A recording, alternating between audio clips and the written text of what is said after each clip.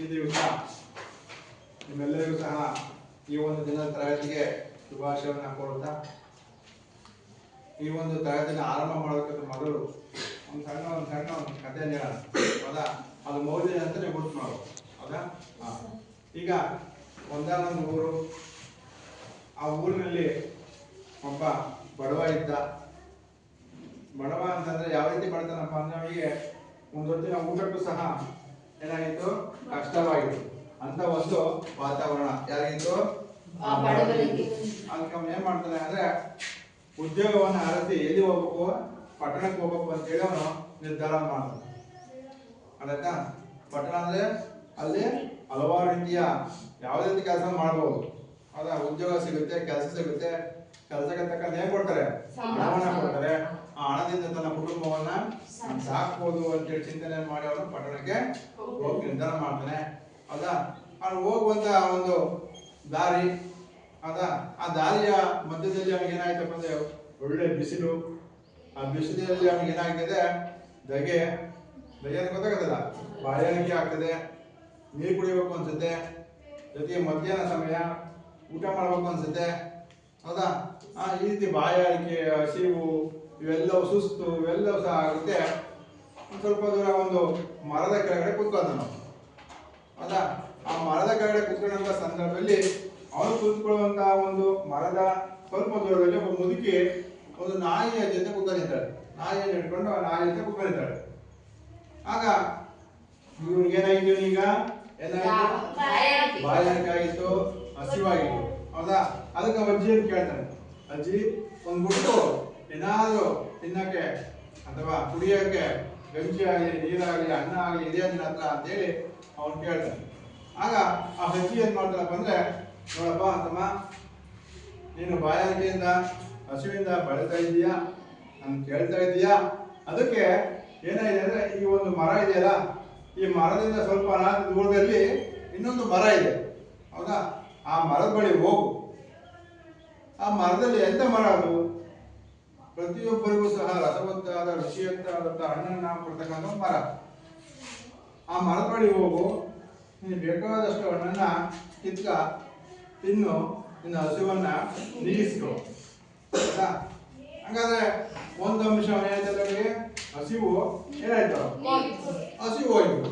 ಮತ್ತೆ ಊಟ ಆದ್ಮೇಲೆ ನಾವೆಲ್ಲ ಏನ್ ಮಾಡ್ತೀವಿ, ನೀರು ಕುಡಿಬೇಕು. ಹೌದಾ? ಎಷ್ಟೇ ಊಟ ಮಾಡಿಸೋ ನೀರು ಕುಡಿದಂಗೆ, ನೀರು ಕುಡಿದ್ರೆ ಸಮಾಧಾನ ಆಗಲ್ಲ, ನೀರು ಕುಡಿಯೋದ್ರೆ ಆಗಲ್ಲ. ಹೌದಾ? ಮನುಷ್ಯ ನೀರೇ ಮುಖ್ಯ. ಹೌದಾ? ಮತ್ತೆ ಮುದುಕೆ ಬಳಿ ಬರ್ತಾನೆ, ಅಜ್ಜಿ ನನ್ನ ಹಸಿರನ್ನ ತುಂಬಿತು, ಹೊಟ್ಟೆ ತುಂಬಿತು, ಹಣ್ಣನ್ನ ರುಚಿಯಾದ ಹಣ್ಣು ತಿಂದೆ, ಒಳ್ಳೆ ಮರವನ್ನು ತೋರಿಸಿದ್ಯಾ, ಬಾಯಾರಿಕೆ ಆಗಿದೆಯಲ್ಲ ಅಂತ ಕೇಳಿದಾಗ ಆ ಮುದುಕಿ ಮತ್ತೆ ಹೇಳ್ತಾರೆ, ನೋಡಪ್ಪ ತಮ್ಮ, ಏನಿನ ಹಣ್ಣಿನ ಮರ ಇತ್ತಲ್ಲ, ಆ ಮರದಿಂದ ಸ್ವಲ್ಪ ಮತ್ತೆ ಅನಾದಿ ದೂರದಲ್ಲಿ ಇನ್ನೊಂದು ಮರ ಇದೆ, ಅದು ನೀರಿನ ಮರ, ಅದಕ್ಕೊಂದು ಪೆಟ್ಟನ್ನು ಹಾಕು, ಅದು ನೀರು ಕೊಡ್ತಾ ಹೋಗುತ್ತೆ, ನೀನು ಎಷ್ಟು ಬೇಕೋ ಅಷ್ಟು ನೀರನ್ನ ಕುಡಿ ಅಂತ ಹೇಳಿದೆ. ಆಗ ಅವನಿಗೆ ಆ ಮರದ ಹೋದ, ಪೆಟ್ಟನ್ನು ಹಾಕಿದ, ನೀರು ಸಿಕ್ತು, ನೀರನ್ನು ಕುಡ್ದ, ಬಾಯಾರಿಕೆ ಸಹ ಏನಾಯ್ತು, ಹೋಯ್ತು. ಹೌದಾ? ಅಲ್ಲಿ ಹಸಿವು ಒಂದ್ ಕಡೆ ಹೋಯ್ತು, ಮತ್ತೆ ಒಂದ್ ಕಡೆ ಆಯ್ತು, ಬಾಯಾರಿಕೆ ಸಹ ಕಡಿಮೆ ಆಯ್ತು. ಅವನು ಯೋಚನೆ ಮಾಡ್ದ, ಅಲ್ಲ ಹಸಿವು, ಹಣ್ಣಿದೆ, ನೀರಿದೆ, ಎಲ್ಲ ಸಿಕ್ಕ ಮೇಲೆ ನಾನು ಸುಮ್ಮನೆ ಪಟ್ಟಣಕ್ಕೆ ಹೋಗೋ ಬದಲಿ ಇಡೀ ನನ್ನ ಕುಟುಂಬವನ್ನು ಇಲ್ಲೇ ಏನ್ ಮಾಡ್ಬೋದು, ತಂಗಿದ್ರೆ ನಾವು ಸುಖವಾಗಿ ಇರ್ಬೋದು. ಬಾಯಾರಿಕೆ, ಹಣ್ಣು, ನೀರು ಎಲ್ಲ ಇಲ್ಲೇ ಸಿಗ್ತಾ ಇದೆ ಅಂದಮೇಲೆ ಹೋದ, ಊರಿಗೆ ಬಂದ, ನನ್ನ ಮಕ್ಕಳನ್ನೆಲ್ಲ ಕರ್ಕೊಂಡ, ಸಂಸಾರವನ್ನ ಕರ್ಕೊಂಡು ಬಂದ. ಆ ಒಂದು ಹಣ್ಣಿನ ಮರ, ಆ ಒಂದು ಯಾವುದು ನೀರಿನ ಮರ, ಅಲ್ಲೇ ಅವನೇನ್ ಮಾಡ್ದ, ಕೂತ್ಕೊಂಡ. ಅಂದ್ರೆ ಒಂದು ಗುಡಿಸಲಂತರ ಮಾಡ್ಕೊಂಡು ಅಲ್ಲೇ ವಾಸ ಮಾಡೋದಕ್ಕೆ ಪ್ರಾರಂಭ ಮಾಡ್ದ. ಹಾಗಾದ್ರೆ ಇವರಿಗೆ ನೀರಾಯ್ತು, ನಂತರ ಹಣ್ಣಾಯ್ತು, ಮಕ್ಕಳಿಗೆ ಹಾಲು ಬೇಕು. ಹೌದಾ? ಹಾಲು ಬೇಕು ಅಂತ ಕೇಳಿದಾಗ ಅತ್ತೆ ಅಜ್ಜಿ ತಗ ಹೋಗ್ತಾನೆ, ಅಜ್ಜಿ ನನ್ನ ಮಕ್ಕಳಿಗೆ ಹಾಲು ಕುಡಿಬೇಕು ಅಂತ ಹೇಳ್ತಾರೆ, ಅದಕ್ಕೇನಾದ್ರೂ ಒಂದು ವ್ಯವಸ್ಥೆ ಮಾಡ್ತೀಯಾ, ಏನೋ ಸಲಹೆ ಕೊಡ್ತೀಯಾ ಅಂತ ಕೇಳಿದಾಗ ಆ ಅಜ್ಜಿ ಹೇಳಿದ್ದು, ನೋಡಪ್ಪ, ನೀರಿನ ಮರ ಇತ್ತಲ್ಲ, ಆ ನೀರಿನ ಮರದಿಂದ ಮತ್ತೆ ಸ್ವಲ್ಪ ದೂರ ಇನ್ನೊಂದು ಮರ ಇದೆ, ಅದು ಹಾಲಿನ ಮರ, ಅದಕ್ಕೂ ಸ್ವಲ್ಪ ಹೋಗಿ ಒಂದು ಪೆಟ್ಟನ್ನು ಹಾಕು, ಅದಕ್ಕೆ ಎಷ್ಟು ಬೇಕಷ್ಟು ಹಾಲನ್ನು ಕೊಡುತ್ತೆ, ಆ ಹಾಲನ್ನು ತಂದು ನೀವು ನಿಮ್ಮ ಮಕ್ಕಳು ಸಂಸಾರ ಕುಡಿದು ಸುಖವಾಗಿರಿ, ಸಂತೋಷವಾಗಿರಿ ಅಂತ ಹೇಳಿ. ಆಗ ಅವನಿಗೆ ಈ ಮೂರು ಅಂಶಗಳೇನಾಗಿಲ್ಲ, ತನ್ನ ಹಸಿವು ಹೋಯ್ತು, ಬಾಯಾರಿಕೆ ಹೋಯ್ತು, ಮಕ್ಕಳಿಗೂ ಸಹ ಆ ಜೀವನದಿಂದ ಮಕ್ಕಳಿಗೂ ಸಮಸ್ಯೆ ಇಲ್ಲಂಗೆ ಆಯ್ತು. ಹೌದಾ? ಅವನಿಗೆ ಊಟದ ಸಮಸ್ಯೆ ಇಲ್ಲಂಗೆ ಆಯ್ತು. ಅಲ್ಲೇ ಸ್ವಲ್ಪ ದಿವಸ ಏನಾಯ್ತ, ಸುಖವಾಗಿದ್ದ, ಸಂತೋಷವಾಗಿದ್ದ. ಆ ಅಜ್ಜಿ ಕರೆದು ಆ ತಮ್ಮನ, ಯಾರು ಹೌದಾ, ಆ ತಿಮ್ಮ ಅನ್ನೋ ವ್ಯಕ್ತಿನ ಕರೆದು, ನಮ್ಮ ಬಾರಯ್ಯಪ್ಪ ಇಲ್ಲಿ ಅಂತ ಕರೆದು ಕುಂಚ್ಕೊಂಡು ಹೇಳಿದ್ರು, ಅಲ್ಲ ನೀನು ಸುಖವಾಗಿದ್ದೀಯಾ, ಯಾವುದೇ ರೀತಿ ಸಮಸ್ಯೆ ನಿನಗಿಲ್ಲ, ಆದರೆ ನನ್ನ ಹತ್ರ ನೀನು ಇಲ್ಲೇ ವಾಸವನ್ನು ಮಾಡ್ತಾ ಇದ್ದೀಯ, ಇಲ್ಲೇ ಇರ್ಬೇಕಪ್ಪ ಅಂತಂದ್ರೆ ಒಂದಿಷ್ಟು ಕಂಡೀಷನ್ಗಳಿವೆ, ನಿಯಮಗಳಿದ್ದಾವೆ. ಆ ನಿಯಮವನ್ನು ನೀನು ದಾಟಿ ಹೋಗಿಲ್ಲ. ಏನ್ ನಿಯಮ? ಹೌದಾ? ಆ ಮರವನ್ನ ನೀನೇನ್ ಮಾಡಬಾರ್ದು, ಕಡಿಬಾರ್ದು. ಒಂದನೇ ಕಂಡೀಷನ್ ಏನು? ಮರವನ್ನ ಕಡಿಬಾರ್ದು. ಎರಡನೇದು, ಆ ಹಾಲಿನ ಮರಕ್ಕೆ ನೀರಿನ ಮರಕ್ಕೆ ಒಂದಕ್ಕಿಂತ ಹೆಚ್ಚನ್ನ ಪೆಟ್ಟನ್ನ ಕೊಡಂಗಿಲ್ಲ, ಕೊಟ್ಟರೆ ನಮ್ಮ ನಾಯಿ ಬೊಗಳುತ್ತೆ ಅಂತ ಹೇಳಿ. ಹೌದಾ? ನೀನೇನಾದ್ರು ನೀರಿನ ಮರಕ್ಕೆ ಎಣ್ಣೆ ಪೆಟ್ಟು ಹಾಕಿದ್ರೆ ನನ್ನ ನಾಯಿ ಬೊಗಳುತ್ತೆ, ಹೆಚ್ಚಿಗೆ ಕೊಡುತ್ತೆ. ಎರಡನೇ ಮಾತು. ಮೂರನೇ ಒಂದು ಕಂಡೀಷನ್ ಏನು? ಹಾಲಿನ ಮರಕ್ಕೆ ಒಂದಕ್ಕಿಂತ ಹೆಚ್ಚಿನ ಪೆಟ್ಟನ್ನು ಸಹ ಹಾಕಂಗಿಲ್ಲ ಅದಕ್ಕೂ. ನೋಡು, ಈ ಮೂರು ನಿಯಮವನ್ನ ನೀನು ಅನುಸರಿಸಿದ್ರೆ ನಿನ್ ಬಾಳ ಏನಾಗಿದೆ, ಸುಖವಾಗಿದ್ಯಾ ಅಂತ ಹೇಳ್ತು. ಆದ್ರೆ ನಮ್ಮ ಮನುಷ್ಯನ ಒಂದು ಆಸೆಗಳು ಹೆಂಗಾಗ್ತವೆ, ಹಿಂಗೆ ಸ್ವಲ್ಪ ದಿವಸ ಚೆನ್ನಾಗಿದ್ದ, ಅವನಿಗೆ ಏನಾಗ್ಬಿಟ್ಟು ಚೆನ್ನಾಗಿ ಅವನಿಗೆಲ್ಲ ಸಮಸ್ಯೆಗಳು ಬಗೆಹರಿದ ಮೇಲೆ ದುರಾಸೆ ಬಂದು ಏನ್ ಮಾಡ್ದ, ಅನ್ನ ಕಿತ್ತ, ಆ ನೀರಿನ ತುಂಬಿಸಿದ, ಹಾಲನ್ನ ತುಂಬಿಸಿದ, ಎಲ್ಲವನ್ನು ಸಹ ಹೋಗಿನ ಪಟ್ಟಣಗಳು ಏನ್ ಮಾಡಿದ್ದ, ಮಾರ್ಕೆಟ್ ಬರ್ತಿದ್ದ, ಒಳ್ಳೆ ದುಡ್ಡು ಮಾಡ್ತಾ ಇದ್ದ. ಅಜ್ಜಿ ಅದನ್ನೆಲ್ಲ ಗಮನಿಸಿದ್ವು. ಫಸ್ಟ್ ನಿನಗೆ ಒಬ್ಬನ ಮಾತ ಕೇಳಿದ್ದೆ, ಈಗ ಆ ಮರವನ್ನ, ಹಾಲಿನ ಮರವನ್ನ, ನೀರಿನ ಮರ ಅಷ್ಟು ಉಪಯೋಗ ಪಡ್ಕೊಂಡಿದ್ದೆ, ದುಡ್ಡು ಮಾಡ್ತಿದ್ದೆ ಅಂತ ಗೊತ್ತಾಯ್ತು. ಅವನೇ ಮಾಡ್ದ, ಮರಕ್ಕೆ ಪೆಟ್ಟಾಕ್ಬಿಡ ಅಂತ ಹೇಳಿದ್ರು ಸಹ ಅವನೇ ಮಾಡ್ದ. ಎಣ್ಣೆಕ್ಕಿಂತ ಪೆಟ್ಟನ್ನು ಹಾಕಿದ. ಪೆಟ್ಟಾಕಿದ ತಕ್ಷಣ ಏನಾಯ್ತು, ಹೊಗಳುತ್ತಾ ಇತ್ತು. ಆಮೇಲೆ ಯಾರು ಹೇಳಿಲ್ಲ, ಯಾಕಂದ್ರೆ ಅವನಿಗೆ ಏನಾಗ್ತಿತ್ತು, ದುಡ್ಡು ಸಂಪಾದನೆ ಚೆನ್ನಾಗಾಗ್ತದಲ್ಲ, ಅದನ್ನೆಲ್ಲ ಹಿಂದೆ ಆದವ್ರನ್ನ ಮಾರ್ಬಿಟ್ಟ. ಹೌದಾ? ಹಾಲಿನ ಮರಕ್ಕೆ ಎಡಗಡೆ ಪೆಟ್ಟನ್ನು ಹಾಕ್ಬಾರ್ದು ಅಂತ ಹೇಳಿತ್ತು. ಆದ್ರೆ ಏನ್ ಮಾಡ್ದ, ಪೆಟ್ಟನ್ನು ಹಾಕ್ತಾನೆ. ಏನ್ ಸಮಸ್ಯೆ ಆಗ್ತಾ ಹೋಗ, ನಾನು ಮರವನ್ನ ಕಡಿಬೇಡ ಅಂತ ಹೇಳಿದ್ದು, ಏನ್ ಮಾಡ್ದ, ಅಷ್ಟೊಂದು ಇನ್ನೂ ಜಾಸ್ತಿ ಮರ ದುರಾಸೆಗೋಸ್ಕರ ಮರವನ್ನ ಕಡಿತಾನೆ. ಮರ ಹಾಳಾಗೋಯ್ತು. ಆ ಮರದಿಂದ ಏನ್ ಬಂತು, ಜಾಸ್ತಿ ಪೆಟ್ಟನ್ನು ಹಾಕ್ತಾನೆ. ನೀರಿನ ಬದಲಿಗೆ ರಕ್ತ ಬರ್ತಾ ಹೋಗ್ತು. ಹೌದಾ? ರಕ್ತ ಆ ನೀರಿನ ಪ್ರೆಸರಲ್ಲಿ ವೇಗದಲ್ಲಿ ಬಂತು, ನದಿಯಾಗಾಯ್ತು, ಸಮುದ್ರವಾಗಾಯ್ತು, ಏನೋ ಸಂಪೂರ್ಣ ರಕ್ತಮಯವಾಯಿತು. ಹೌದಾ? ಇಡೀ ಪಟ್ಟಣವೇ ಏನಾಯ್ತು, ಆ ಒಂದು ಊರೇ ಸಂಪೂರ್ಣವಾಗಿ ರಕ್ತದ ಮಡುಗಟ್ಟಿನಲ್ಲಿ ನಿಂತ್ಕೊಂಡ್ಬಿಡ್ತು. ಹಾಗಾದ್ರೆ ಇವನು ಅಲ್ಲೆಲ್ಲ ಬದುಕಕ್ಕಾಯ್ತವಾಗ? ಏನಾದ್ರು ನೋಡುವ, ಏನಾದ್ರು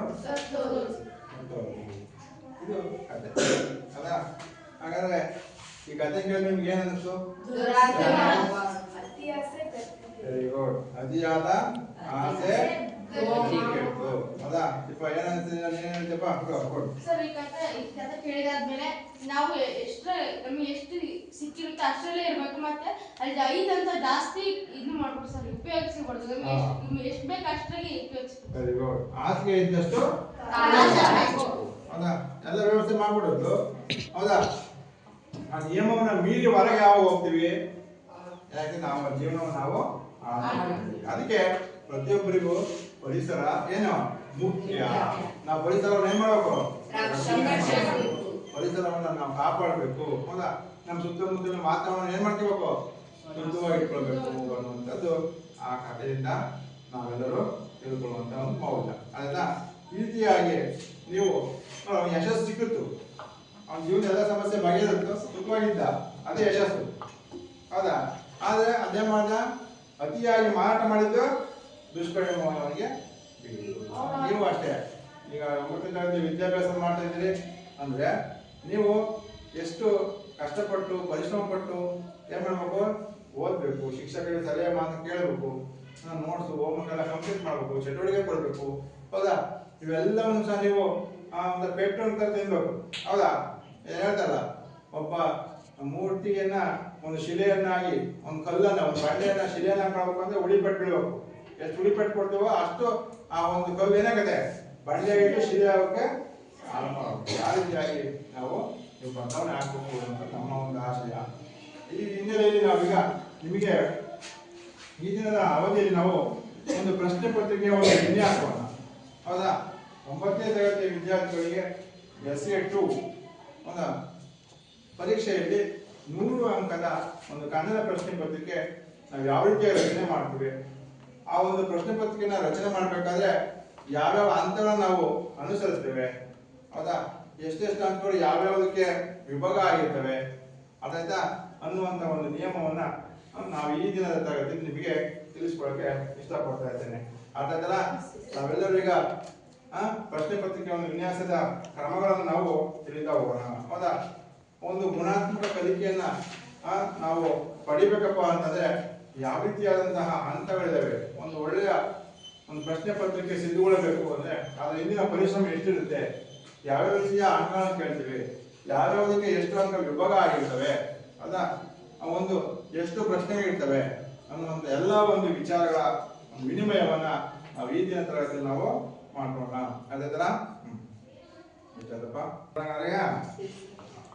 ಈಗ ನಿಮಗೆ ಗೊತ್ತಾಗಿದೆ, ನಿಮಗೆ ತಿಳಿದ ಪ್ರಕಾರ ನಮ್ಮ ಒಂದು 9ನೇ ತರಗತಿಯ ಒಂದು ಪಠ್ಯ ಪುಸ್ತಕ ನಾವು ಗಮನಿಸಿದಾಗ ಪದ್ಯಗಳು, ಗದ್ಯಗಳು, ಪಠ್ಯಪೂರಕ ಅಂಶಗಳು ಮತ್ತೆ ವ್ಯಾಕರಣ ಅಂಶಗಳು 4 ಹಂತದಲ್ಲಿ ನಾವು ಗಮನಿಸಬಹುದು. ಹೌದಾ, ಪದ್ಯಗಳು ಎಷ್ಟಿದಾವೆ, ಗದ್ಯಗಳು ಎಷ್ಟಿದಾವೆ, ಪಠ್ಯಪೂರಕಗಳು ಎಷ್ಟಿದಾವೆ, ವ್ಯಾಕರಣ ಅಂಶ ಏನೇನು ಬರುತ್ತೆ, ಹೌದಾ. ನೀವು ಸಂಪೂರ್ಣವಾಗಿ, ಯಾಕೆಂದ್ರೆ 9ನೇ ತರಗತಿ ಆಗಿರೋದ್ರಿಂದ 10ನೇ ತರಗತಿಯ ಮಾದರಿಯೇ ನಿಮಗೆ ಪ್ರಶ್ನೆ ಪತ್ರಿಕೆ ನಾವೀಗ ಅಭ್ಯಾಸ ಮಾಡ್ಕೊಳ್ತೀವಿ, ಹೌದಲ್ಲ. 10ನೇ ತರಗತಿಯಲ್ಲಿ ಯಾವ ರೀತಿಯಾಗಿ ಒಂದು ಕನ್ನಡ ಪ್ರಶ್ನೆ ಪತ್ರಿಕೆ ಇರುತ್ತೆ ಅದನ್ನು ಈಗಲೇ ನೀವೇ ಮಾಡಬೇಕು, ಕಲಿಬೇಕು. ಆ ಒಂದು ಹಿನ್ನೆಲೆಯಲ್ಲಿ 10ನೇ ತರಗತಿಯ ಒಂದು ಮಾದರಿಯಲ್ಲಿ ಪ್ರಶ್ನೆ ಪತ್ರಿಕೆಯನ್ನ ನಿಮಗೆ ಸಿದ್ಧಪಡಿಸಬೇಕು ಅನ್ನೋ ಒಂದು ಸಂಪೂರ್ಣವಾದ ಪಠ್ಯವನ್ನು ನಿಮಗೆ ಪರೀಕ್ಷೆಯಲ್ಲಿ ಕೇಳಬೇಕು ಅನ್ನುವಂಥ ಆಧಾರ ಇಟ್ಕೊಂಡು ನಾವು ಒಂದು ಪ್ರಶ್ನೆ ಪತ್ರಿಕೆಯನ್ನು ರಚನೆ ಮಾಡಬೇಕಾದ್ರೆ ಅದರ ನಿಮಗೆ ಎಷ್ಟು ಹಂತಗಳಿರ್ತಾವಪ್ಪ ಅಂತಂದ್ರೆ ಒಟ್ಟು 5 ಹಂತಗಳು. ಒಂದು ಪ್ರಶ್ನೆ ಪತ್ರಿಕೆ ನಾವು ರಚನೆ ಮಾಡಬೇಕಪ್ಪ ಅಂದ್ರೆ ಎಷ್ಟು ಹಂತಗಳಿರ್ತವೆ, 5 ಹಂತಗಳಿರ್ತವೆ, ಹೌದಾ. ಆ ಹಂತಗಳು ಯಾವ್ಯಾವುದೇ ಬಗ್ಗೆ ನಾವೀಗ ತಿಳಿತಾ ಹೋಗೋಣ. ಅದೇದಲ್ಲ, ಈಗ ಮೊದಲನೇ ಒಂದು ಹಂತ ಉದ್ದಿಷ್ಟಾನುಸಾರ ಪ್ರಾಮುಖ್ಯತೆ. ಮೊದಲನೇ ಹಂತ ಯಾವ್ದಪ್ಪ ಅಂದ್ರೆ ಉದ್ದಿಷ್ಟ.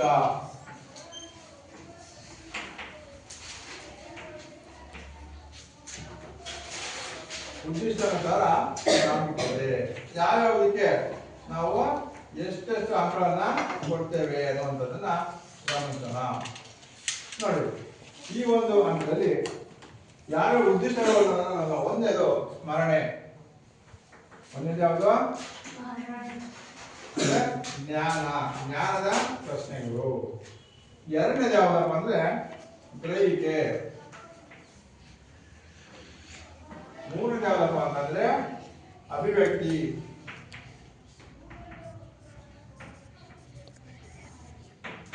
ನಾಲ್ಕನೇದು ಯಾವ್ದಪ್ಪ ಅಂದ್ರೆ ಪ್ರಶಂಸೆ.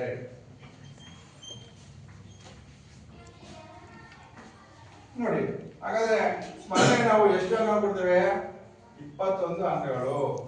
ಗ್ರಹಿಕೆಗೆ 36 ಅಂಕಗಳು. ಅಭಿವ್ಯಕ್ತಿಗೆ 39 ಅಂಕಗಳು. ಪ್ರಶಂಸೆಗೆ 4 ಅಂಕಗಳು. ಒಟ್ಟು ಎಷ್ಟು ಅಂಕಗಳು, ಎಷ್ಟು ಅಂಕಗಳು, 100 ಅಂಕಗಳು. ನೋಡಿ, ಮೊದಲನೇ ಒಂದು ನೋಡು ಉದ್ದಿಷ್ಟಗಳು ಇಷ್ಟು ನಿಮಗೆ ಗೊತ್ತಿರಬೇಕು. ಪ್ರಶ್ನೆ ಪತ್ರಿಕೆನ ರಚನೆ ಮಾಡಬೇಕಾದ್ರೆ ಮೊದಲನೇ ಹಂತ ಉದ್ದಿಷ್ಟಗಳಿಗೆ ಅನುಸಾರವಾಗಿ ನಾವು ಪ್ರಶ್ನೆ ಪತ್ರಿಕೆನ ರಚನೆ ಮಾಡ್ತೇವೆ. ಅದರಲ್ಲಿ ಮೊದಲನೇ ಹಂತ ಯಾವುದು, ಸ್ಮರಣೆ. ಸ್ಮರಣೆ ಅಂದ್ರೆ ಜ್ಞಾನದ ಪ್ರಶ್ನೆಗಳು. ಎರಡನೇದು ಗ್ರಹಿಕೆಯ ಪ್ರಶ್ನೆಗಳು. ಮೂರನೇದು ಅಭಿವ್ಯಕ್ತಿಯ ಪ್ರಶ್ನೆಗಳು. ನಾಲ್ಕನೇದು ಪ್ರಶಂಸೆಯ ಪ್ರಶ್ನೆಗಳು, ಹೌದಾ. ಹಾಗಾದ್ರೆ ನಿಮಗೆ ಗ್ರಹಿಕೆ ಅಂದ್ರೇನು, ಜ್ಞಾನ ಅಂದ್ರೇನು ಸ್ವಲ್ಪ ಹೇಳಿ ನೋಡಿ. ಈಗ ಸ್ಮರಣೆ 21 ಅಂಕಗಳಲ್ವಾ, ಜ್ಞಾನ ಹಂಗಂದ್ರೆ 1 ಅಂಕದ ಪ್ರಶ್ನೆಗಳಲ್ಲ. ಒಂದೊಂದು ಪದಗಳು ಹೇಳುವುದು, ಯಾರು, ಏನು, ಎಲ್ಲಿ, ಎಷ್ಟು ಇತ್ಯಾದಿ ಪ್ರಶ್ನೆ ಬರ್ತಕ್ಕಂಥದ್ದು ಎಲ್ಲ ಅದು ಯಾವ್ದು ಸಂಬಂಧಪಟ್ಟದ್ದು, ಸ್ಮರಣೆ ಗೊತ್ತಲ್ಲ. ಯಾರು, ಎಲ್ಲಿ, ಏನು, ಯಾವಾಗ, ಹೌದಾ. ಈ ತರ ಪ್ರಶ್ನೆ ಕೇಳ್ತೀವಲ್ಲ, ಒಂದೊಂದು ಸೆಂಟೆನ್ಸ್ ಅಲ್ಲಿ ತಕ್ಷಣಕ್ಕೆ ಹಾಗೆ ಪ್ರಶ್ನೆ ಕೇಳಿದ ತಕ್ಷಣ ಹಂಗೆ ಒಂದು ಉತ್ತರವನ್ನು ಹೇಳುವಂಥದ್ದು, ನೆನಪು ಮಾಡ್ಕೊಂಡಂಗೆ ಹೇಳುವಂಥದ್ದು ಜ್ಞಾನದ ಪ್ರಶ್ನೆಗಳು ಅಂತ ಅಂಕಗಳಿವೆ. 21 ಅಂಕಗಳಿವೆ. ಹಾಗಾಗಿ ಎರಡನೇದು ಗ್ರಹಿಕೆ ಅಂತ ಕರಿತೀವಿ. ಗ್ರಹಿಕೆಗೆ ಒಂದು ಪ್ರಶ್ನೆ ಹೇಗಿತ್ತು ಅಂದ್ರೆ ವ್ಯಾಖ್ಯಾನವನ್ನ ಬರೆಯುವಂಥದ್ದು, ನಂತರ ಅಲಂಕಾರ, ಛಂದಸ್ಸು. ನಾವು ಪದ್ಯ ಹಾಕ್ತೀವಿ ನೀವೆಲ್ಲ, ಇದು ಯಾವ ಅಲಂಕಾರ ನಾವು ಪ್ರಶ್ನೆ ಕೊಟ್ಟಿರ್ತೀವಿ, ನೀವು ಯಾವ ಅಲಂಕಾರದ ಪದ್ಯ ಹಾಕ್ತೀರಿ, ಛಂದಸ್ಸಿಗೆ ಪ್ರಸ್ತರವನ್ನು ಹಾಕ್ತೀರಿ. ಅದರಿಂದ ನಂತರ 8 ಬಗೆಯ ಪ್ರಶ್ನೆಗಳಿಗೆ ಸಾರಾಂಶವನ್ನು ನೀವು ಬರಿತಾ ಹೋಗ್ತೀರಿ. ನಂತರ ಸಂಬಂಧೀಕರಣ ಪ್ರಶ್ನೆಗಳು ಅಲ್ಲ ಹೌದಾ, ಎಷ್ಟು 4 ಇದಾವೆ. ಮೊದಲ 2 ಪದಗಳಿಗೆ ಸಂಬಂಧಪಟ್ಟಂತೆ 3ನೇ ಪದಕ್ಕೆ ಸಂಬಂಧಪಟ್ಟಂತ ಪದ ಯಾವುದು ಹೌದಾ, ಮೊದಲ 2 ಪದಗಳಿಗೆ ಸಂಬಂಧಪಟ್ಟಂಗೆ 3ನೇ ಪದಕ್ಕೆ ಸಂಬಂಧಿಸಿದ 4ನೇ ಪದಕ್ಕೆ ಉತ್ತರ ಯಾವುದು ಅಂತ ಕಂಡುಹಿಡಿಯಬೇಕು. 1ನೇ ಪದಕ್ಕೆ ಸಂಬಂಧಪಟ್ಟಂಗೆ 2ನೇ ಪದ ಇರುತ್ತೆ, ಆ 3ನೇ ಪದಕ್ಕೆ ಸಂಬಂಧಪಟ್ಟಂಗೆ 4ನೇ ಪದ ಯಾವುದು. ಇದು ಇಂಥವುಗಳನ್ನು ನಾವು ಎಲ್ಲಿ ಕರಿತೀವಿ, ಯಾವುದು ಗ್ರಹಿಕೆಯಲ್ಲಿ ನಾವು ಕಂಡು ಬರ್ತಕ್ಕಂಥದ್ದು. ನಂತರ ವಿಭಜಿಸಲು ಸಂದರ್ಭಗಳು ಬರ್ತಕ್ಕಂಥದ್ದು ಹೌದಾ, ವಾಕ್ಯಗಳನ್ನು ರಚನೆ ಮಾಡ್ತಕ್ಕಂಥದ್ದು. ಅದರಿಂದ ಇವೆಲ್ಲವೂ ಸಹ ಎಲ್ಲಿ ಬರ್ತದೆ ಪ್ರಶ್ನೆ, ಇಲ್ಲೇ ಇದೇ ಇಂಪಾರ್ಟೆಂಟ್. ಭಾಷೆ ಬೆಳವಣಿಗೆ ಆಗ್ತಕ್ಕಂಥದ್ದು ಗ್ರಹಿಕೆ. ಆಗಲೇ ಸ್ಮರಣೆಯಲ್ಲಿ ಒಂದು ಅಂಕ ಹೇಳ್ಬಿಡ್ತೀರಿ ಹೌದಾ, ಯಾರು ಏನಿಲ್ಲ ಅಂತ ಹೇಳ್ತೀರಿ. ಗ್ರಹಿಕೆಯಲ್ಲಿ ಸ್ವಲ್ಪ ನೀವು ಬರವಣಿಗೆ ಕೌಶಲ್ಯ ಏನಾಗುತ್ತೆ, ವೃದ್ಧಿ ಆಗುತ್ತೆ. ಬರವಣಿಗೆ ಕೌಶಲ ವೃದ್ಧಿ ಆಗ್ತಕ್ಕಂಥದ್ದು ಹೌದಾ. ಹಾಗೆ ನೆಕ್ಸ್ಟ್ ಮುಂದಿನ ಒಂದು ಅಭಿವ್ಯಕ್ತಿ ಪ್ರಶ್ನೆ ಇದೆಯಲ್ಲ, ಇದು ವಿವರಿಸಿ ಬರೀತಕ್ಕಂಥದ್ದು. ಅಭಿವ್ಯಕ್ತಿ ಅಂದ್ರೆ ಪತ್ರವನ್ನ ಬರೀತೀರಿ, ಪ್ರಬಂಧವನ್ನು ಬರೀತೀರಿ, ಗಾದೆ ಮಾತನ್ನು ಬರೀತೀರಿ. ಅದೇ ತರ ಅಭಿವ್ಯಕ್ತಿ ಬರ್ತಲ್ಲ, ಇವು ದೀರ್ಘವಾದ ಪ್ರಶ್ನೆಗಳಿಗೆ ನೀವೇ ವಾಕ್ಯವನ್ನು ರಚನೆ ಮಾಡ್ತೀವಿ. ಇದು ಸಹ ಬರವಣಿಗೆ ಕೌಶಲ್ಯ ಇಲ್ವಾ, ಇದು 39 ಅಂಕಗಳಿಗೆ ಬರ್ತಕ್ಕಂಥದ್ದು ಹೌದಾ. 39 ಅಂಕಗಳ ಅಭಿವ್ಯಕ್ತಿ ಸಾಮರ್ಥ್ಯ ಯಾವಾಗ ಬಂದ್ರೆ ಪತ್ರ ಲೇಖನ ಬರೆಯುವುದು, ಪ್ರಬಂಧವನ್ನ ಬರೆಯುವುದು, ನಂತರ ಗಾದೆ ಮಾತುಗಳನ್ನ ಬರೆಯುವುದು. ಅದರಿಂದ ನಂತರ ಈ ಜ್ಞಾನದ ಹಂತದ ಗ್ರಹಿಕೆ, ಜ್ಞಾನವನ್ನ ಗ್ರಹಿಕೆಯನ್ನ ಸಂಗ್ರಹ ಆಧಾರವಾಗಿ ಇಟ್ಕೊಂಡು ಅಭಿವ್ಯಕ್ತಿ ಸಾಮರ್ಥ್ಯ ನೀವು ಬರೀತೀವಿ. ಅದೇ ತರ ಅಭಿವ್ಯಕ್ತಿ ಸಾಮರ್ಥ್ಯ ನಿಮಗೆ ಬರ್ತಕ್ಕಂಥದ್ದು. ಇನ್ನ ಪ್ರಶಂಸೆ ಅಂದ್ರೇನು ನೋಡಿ. ಪ್ರಶಂಸೆ ಅಂತಂದ್ರೆ ಆ ಒಂದು ಪದ್ಯವನ್ನು ಕೊಟ್ಟಿರ್ತೀವಿ, ಆ ಪದ್ಯದಲ್ಲಿ ಇರ್ತಕ್ಕಂಥ ಮೌಲ್ಯ ಯಾವುದು ಅಂತ ಪಟ್ಟಿ ಹಚ್ಚುವಂಥದ್ದು. ಅದನ್ನ ನಿಮಗೆ ಸಾರಾಂಶ ಕೇಳ್ತಾರೆ ಹಾಕುವ ಪ್ರಶ್ನೆ ಇದೆ ಹೌದಾ. ಅದರ ಹೊಗಳಿಕೆಯನ್ನ ಹೇಳುವಂಥದ್ದು, ಮೆಚ್ಚುಗೆಯ ಅಂಶವನ್ನ ಹೇಳುವಂಥದ್ದು, ಭಾವನೆಯನ್ನ ಹಂಚಿಕೊಳ್ಳುವಂಥದ್ದು. ಪ್ರಶಂಸೆ ಅಂತಂದ್ರೇನೋ, ಪ್ರಶಂಸೆ ಅಂದ್ರೇನೋ ಅದರ ಮೌಲ್ಯವನ್ನು ಹೇಳುವಂಥದ್ದು, ಹೊಗಳಿಕೆ ಹೇಳುವಂಥದ್ದು ಹೌದಾ. ಮೆಚ್ಚುಗೆಯನ್ನು ವ್ಯಕ್ತಪಡಿಸಿ ಹೇಳುವಂಥದ್ದು, ಭಾವನೆಯನ್ನ ಆ ಪದ್ಯದ ಭಾವನೆ ಏನು, ಆ ಪದ್ಯ ಯಾವ ಅಂಶವನ್ನು ಹೇಳ್ತಾ ಇದೆ, ಏನ್ ಮೆಚ್ಚುಗೆ ವ್ಯಕ್ತಪಡಿಸ್ತದೆ, ಯಾವ ಮೌಲ್ಯವನ್ನು ತಿಳಿಸ್ತಾ ಇದೆ ಅನ್ನುವಂಥದ್ದನ್ನ ತಿಳಿಸುವಂಥದ್ದು ಯಾವುದು ಪ್ರಶಂಸೆಯ ಪ್ರಶ್ನೆಗಳು ಹೌದಾ. ಇಷ್ಟು ಈ ಒಂದು ಉದ್ದಿಷ್ಟಗಳು. ಅದೇ ತರ ನೆನ್ಪಿಟ್ಕೋಬೇಕು, ಉದ್ದಿಷ್ಟ ಪ್ರಶ್ನೆಗಳು ಯಾವ್ಯಾವ ಅಂತ ಕೇಳಿದ್ರೆ ಯಾವ್ಯಾವುದು ತನು ಉದ್ದಿಷ್ಟಗಳು ಯಾವ್ಯಾವ 4 ಸ್ಮರಣೆ, ಗ್ರಹಿಕೆ, ಅಭಿವ್ಯಕ್ತಿ, ಪ್ರಶಂಸೆ. ಹೌದಾ. ವೀರೇಶ್ ನೀನು ಹೇಳೋ ಅನ್ಸುತ್ತೆ.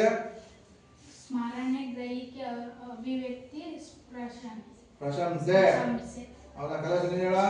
ಸ್ಮರಣೆ, ಗ್ರಹಿಕೆ, ಅಭಿವ್ಯಕ್ತಿ, ಪ್ರಶಂಸೆ. ನೋಡು, ಇವು ಉದ್ದಿಷ್ಟಗಳ ಅನುಸಾರವಾಗಿ ಇರ್ತಕ್ಕಂಥ ಪ್ರಶ್ನೆಗಳು ಹೌದಾ. ಎರಡನೇ ಹಂತಕ್ಕೆ ಹೋಗೋಣ ಈಗ. ವಿಷಯಾನುಸಾರ ಪ್ರಾಮುಖ್ಯತೆ. ಎರಡನೇ ಹಂತ ಯಾವುದು, ವಿಷಯ ಹೌದಾ. ವಿಷಯಾನುಸಾರ ಪ್ರಾಮುಖ್ಯತೆ.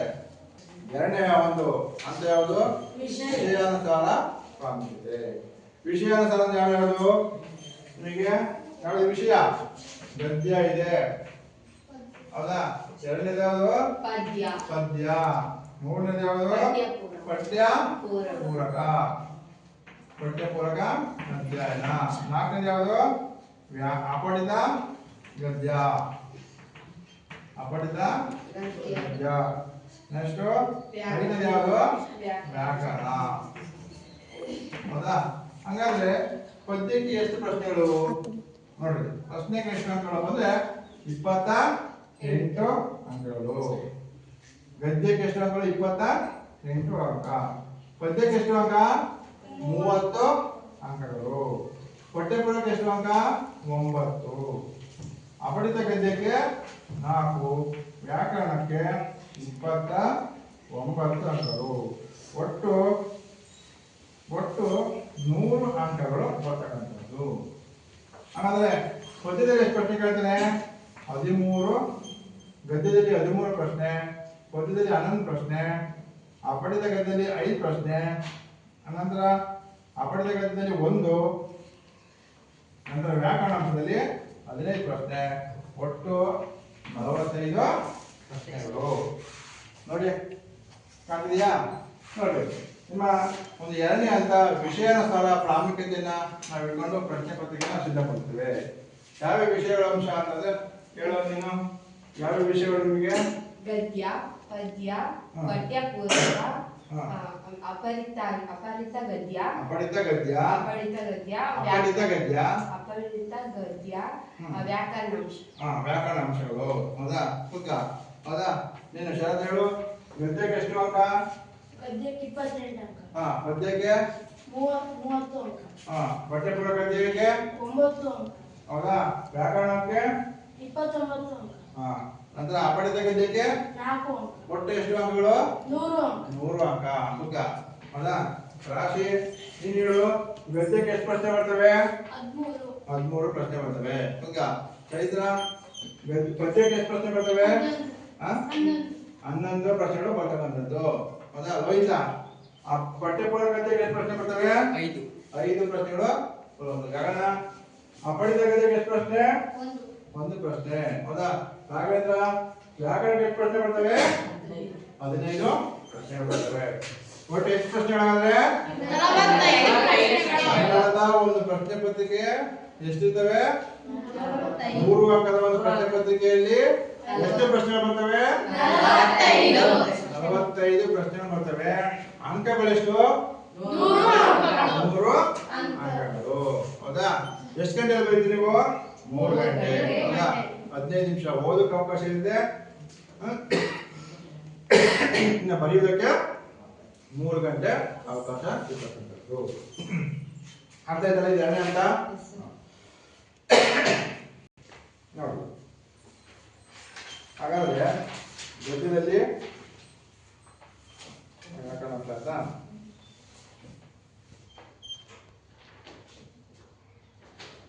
ಪ್ರಶ್ನಾನುಸಾರ ಪ್ರಾಮುಖ್ಯತೆ. ನೋಡಿ, 3ನೇ ಹಂತ ಯಾವುದು? ಪ್ರಶ್ನಾನುಸಾರ ಪ್ರಾಮುಖ್ಯತೆ. ಪ್ರಶ್ನಾನುಸಾರ ಪ್ರಾಮುಖ್ಯತೆ. ಹೌದಾ? ಯಾವ ಪ್ರಶ್ನಾನುಸಾರ ಪ್ರಾಮುಖ್ಯತೆ ಅಂತಂದ್ರೆ 1 ಅಂಕದ ಪ್ರಶ್ನೆಗಳು. ಹೌದಾ? 1 ಅಂಕ ಅಂದ್ರೆ ಎಷ್ಟಪ್ಪ ಅಂದ್ರೆ ಎಷ್ಟು ಪ್ರಶ್ನೆ ಅಂತ ಹೇಳಿದ್ರೆ 7 ಪ್ರಶ್ನೆಗಳು ಬರ್ತವೆ. ಹೌದಾ? 2 ಅಂಕದ ಪ್ರಶ್ನೆಗಳು. ಎಷ್ಟು ಪ್ರಶ್ನೆ ಬರ್ತವೆ? 2 ಅಂಕದ್ದು 10 ಪ್ರಶ್ನೆಗಳು ಬರ್ತವೆ. ಹೌದಾ? ಇದು 7 ಅಂಕ, ಇದು 20 ಅಂಕ.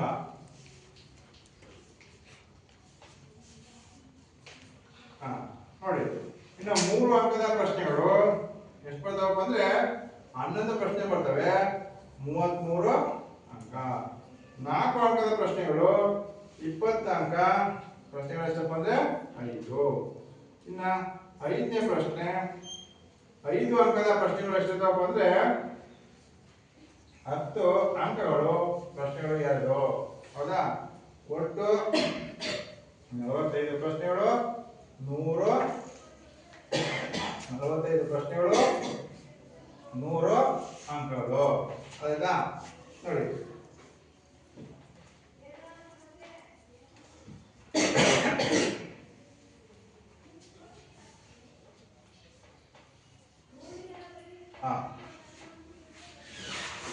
ವಿದ್ಯಾರ್ಥಿಗಳಿಗೆ ನಿಮಗೆ ಎಷ್ಟು ಪ್ರಶ್ನಾನುಸಾರ ಪ್ರಾಮುಖ್ಯತೆಯನ್ನು ನೋಡಿದಾಗ ಅಲ್ಲಿ ಸಹ ಆಮೇಲೆ ವಸ್ತುನಿಷ್ಠ ಅಂತ ಇರ್ತವೆ. ಅದೊಂದು ಬರಬೇಕು. ವಸ್ತುನಿಷ್ಠ ಎಷ್ಟಿದೆ? 6, 10 ಪ್ರಶ್ನೆ 10.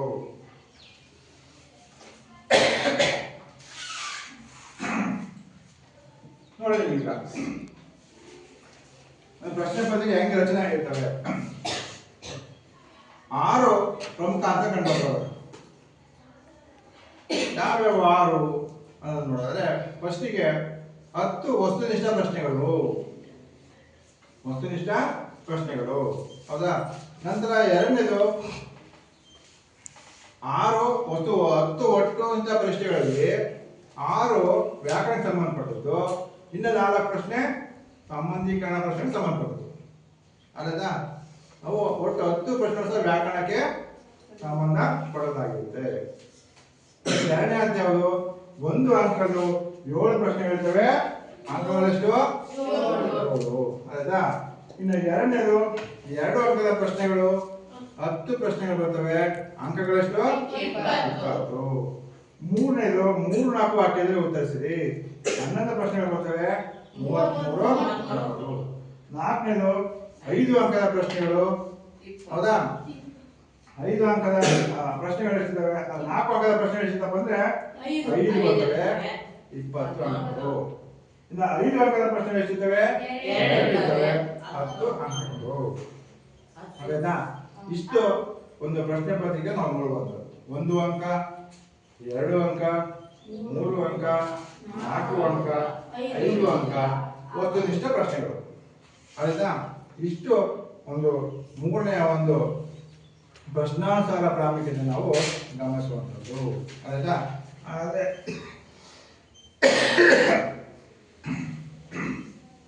ನಿಮಗೆ ಹೇಳಿದೆ, ವಸ್ತುನಿಷ್ಠ 10 ಪ್ರಶ್ನೆಗಳು ಏನಾಗಿರ್ತವೆ? ವ್ಯಾಕರಣಕ್ಕೆ ಸಂಬಂಧಪಟ್ಟಿರ್ತವೆ. ನೋಡಿ, ವ್ಯಾಕರಣಕ್ಕೆ ಎಷ್ಟು ಪ್ರಶ್ನೆ ಇದ್ದಾವೆ? ವ್ಯಾಕರಣ 29 ಪ್ರಶ್ನೆಗಳಿದಾವೆ, ಹೌದಾ? 10 ವಸ್ತುನಿಷ್ಠ ಪ್ರಶ್ನೆಗಳಿದಾವೆ. ಅದಾಯ್ತಾ? 10 ಇನ್ನು ವಸ್ತುನಿಷ್ಠ ಪ್ರಶ್ನೆಗಳು ಬರ್ತಕ್ಕಂಥದ್ದು. ಇನ್ನು 1 ಅಂಕದ ಪ್ರಶ್ನೆಗಳು, ಹೌದಾ? ಗದ್ಯದಲ್ಲಿ ಇದಾವೆ, ಪದ್ಯದಲ್ಲಿ ಸಹ ಕೇಳುವಂಥದ್ದು. ಗದ್ಯದಲ್ಲಿ 3, ಪದ್ಯದಲ್ಲಿ 3, ಇನ್ನು ಅಪಠಿತ ಗದ್ಯದಲ್ಲಿ 1 ಕೇಳುವಂಥದ್ದು. ಆಯ್ತಾ?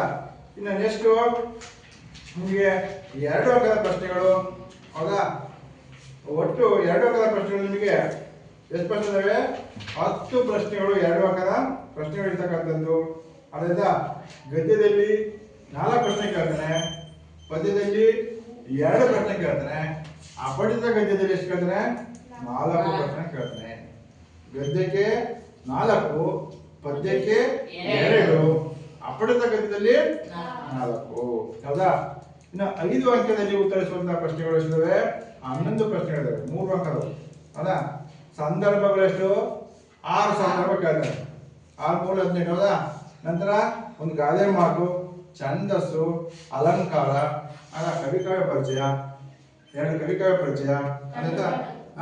ಇಷ್ಟು ಬರ್ತಕ್ಕಂಥದ್ದು ಯಾವುದರಲ್ಲಿ? 3 ಅಂಕದ 11 ಪ್ರಶ್ನೆಗಳು. 3 ಅಂಕದ 11 ಪ್ರಶ್ನೆ ಬರುತ್ತಲ್ಲ, 6 ಸಂದರ್ಭ, ಅಲಂಕಾರ, ಛಂದಸ್ಸು, ಗಾದೆ ಮಾತು, 2 ಕವಿಕಾವ್ಯ ಪರಿಚಯಗಳು. ನೋಡಿ, ಹಾಗಾದ್ರೆ ಸಂದರ್ಭಗಳು ಗದ್ಯದಲ್ಲಿ 3, ಪದ್ಯದಲ್ಲಿ 3 ಕೇಳುವಂಥದ್ದು. ಆಯ್ತಾ?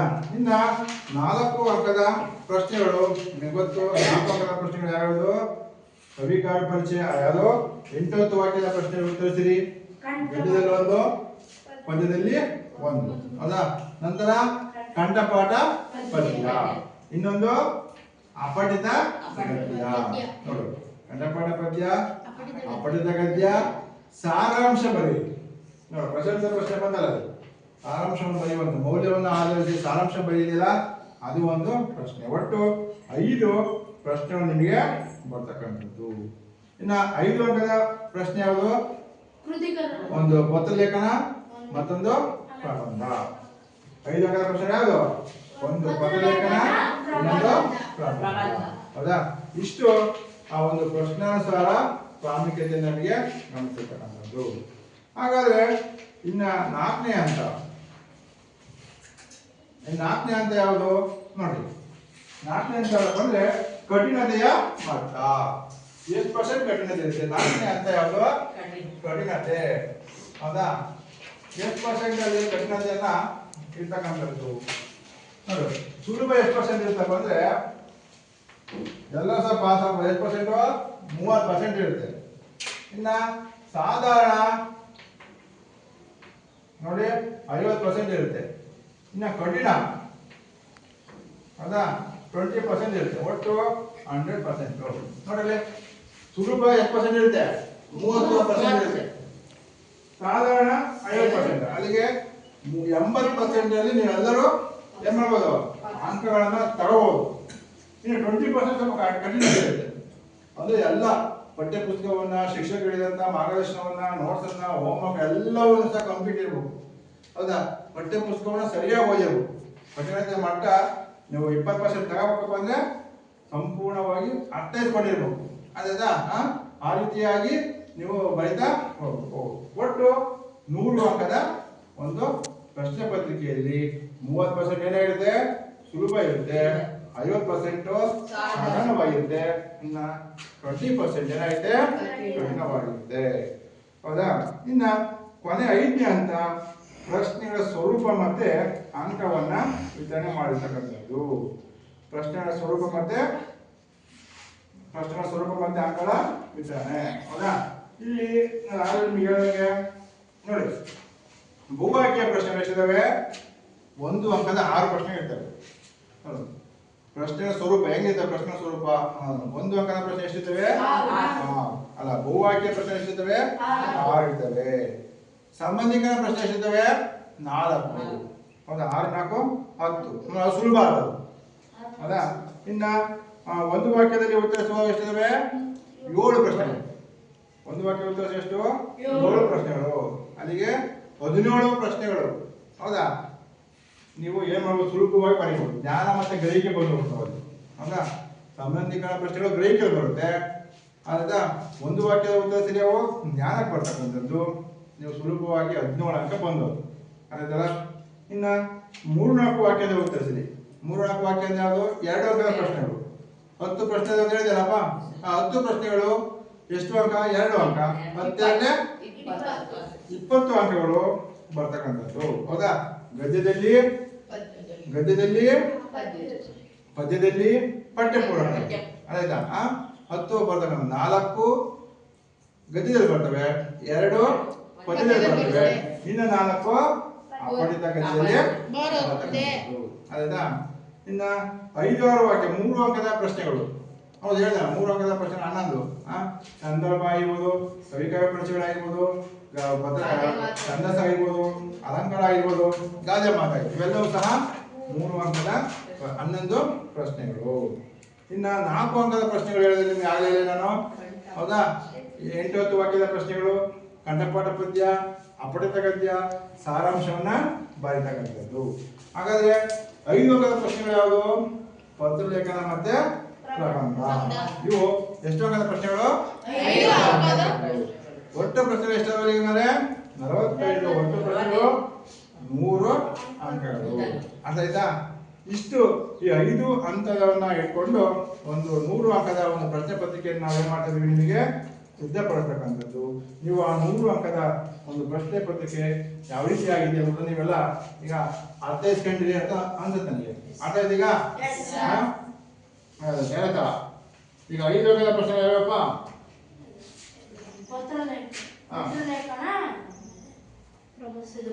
Very good. 5 ಅಂಕದ ಪ್ರಶ್ನೆಗಳು ಪತ್ರಲೇಖನ ಮತ್ತೆ ಪ್ರಬಂಧ. ಆಯ್ತಾ? ಚೈತ್ರ, 1 ವಾಕ್ಯದ ಪ್ರಶ್ನೆ ಎಷ್ಟಿತ್ತು ಅಮ್ಮ? 7 1 ವಾಕ್ಯದ ಪ್ರಶ್ನೆಗಳು. ಆಯ್ತಾ?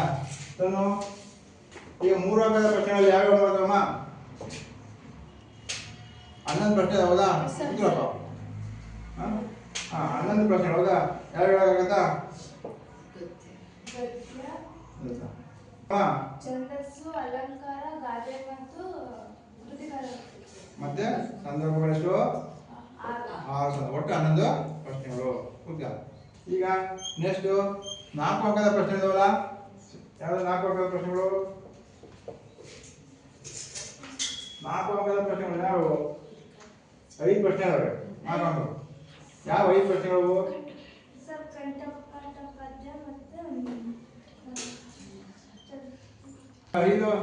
ಈಗ 5 4 ಅಂಕದ ಪ್ರಶ್ನೆ ಯಾರಪ್ಪ? ಕಂಠಪಾಠ ಪದ್ಯ, ಅಪಠಿತ ಗದ್ಯ, ಸಾರಾಂಶ ಪದ್ಯ. ಮತ್ತೆ 8 ವಾಕ್ಯದ 2 ಪ್ರಶ್ನೆಗಳು. ಹೌದಾ? ಓಕೆ.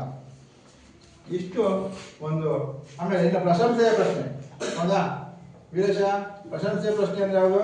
ಒಂದೇ ಒಂದು. ಯಾವುದು? ಮೌಲ್ಯ ಆಧರಿಸಿ ಬರೆಯುವುದು. ಅದು ಯಾವ ಪ್ರಶ್ನೆ? ಅದು ಪ್ರಶಂಸೆಯ ಪ್ರಶ್ನೆ. ಆಯ್ತಾ? ನೋಡಿ ವಿದ್ಯಾರ್ಥಿಗಳೇ, ಒಟ್ಟು 100 ಅಂಕದ ಕನ್ನಡ ಒಂದು ಮಾದರಿ ಪ್ರಶ್ನೆ ಪತ್ರಿಕೆಯನ್ನ ನಾವು ಸಿದ್ಧಪಡಿಸಬೇಕಾದ್ರೆ ಈ 5 ಅಂಕಗಳನ್ನು ನಾವು ಅಳವಡಿಸುವಂಥದ್ದು. ಹೌದಾ? 5 ಅಂಕಗಳು ಯಾವ್ಯಾವುದು ಅಂದ್ರೆ, ಒಂದನೇದು ಯಾವುದು? ಉದ್ದೇಶಾನ ಪ್ರಾಮುಖ್ಯತೆ, ಪ್ರಶ್ನೆ ಪತ್ರಿಕೆ ವಿನ್ಯಾಸ. 2ನೇ ಹಂತ ವಿಷಯಾನುಸಾರ ಪ್ರಾಮುಖ್ಯತೆ. 3ನೇದು ಪ್ರಶ್ನಾನುಸಾರ ಪ್ರಾಮುಖ್ಯತೆ, ಕಠಿಣತೆಯ ಮಟ್ಟ. 4ನೇದು ಪ್ರಶ್ನೆಗಳ ಒಂದು ಸ್ವಭಾವ, ಸ್ವರೂಪ ಯಾವ ರೀತಿ ಇರೋದನ್ನ ನೋಡುವಂಥದ್ದು. ಹೌದಲ್ಲ? ಇಷ್ಟು ಈ ಒಂದು ಅವಧಿಯಲ್ಲಿ ನಿಮಗೆ ಒಂದು ಪ್ರಶ್ನೆ ಪತ್ರಿಕೆಯನ್ನ ರಚನೆ ಮಾಡಬೇಕಾದ್ರೆ ಯಾವ್ಯಾವೆಲ್ಲ ಅಂಶವನ್ನು ಒಳಗೊಂಡಿರುತ್ತೆ, ಏನೇನು ಅಂಶವನ್ನು ಒಳಗೊಂಡಿರುತ್ತೆ ಅನ್ನೋದನ್ನ ನಿಮಗೆ ತಿಳಿಸ್ಕೊಡಿ. ಹೌದಲ್ಲ? ಎಲ್ಲರಿಗೂ ಅರ್ಥ ಆಯ್ತು ಅಂದ್ರೆ ಅರ್ಥ ಆಯ್ತಲ್ಲ? ಅರ್ಥ ಆಯ್ತಲ್ಲ? ಹಾಗಾಗಿ ನೀವು ಮುಂದಿನ ಒಂದು ತರಗತಿಯಲ್ಲಿ ಒಂದು ಪ್ರಶ್ನೆ ಪತ್ರಿಕೆ ನಾವು ಸಿದ್ಧಪಡಿಸ್ಕೊಡ್ತೀವಿ. ಅದಕ್ಕೆ ಉತ್ತರವನ್ನ ನೀವು ಬರ್ತೀರಲ್ಲ ಎಲ್ಲರೂ? ಎಲ್ಲರಿಗೂ ಧನ್ಯವಾದಗಳು.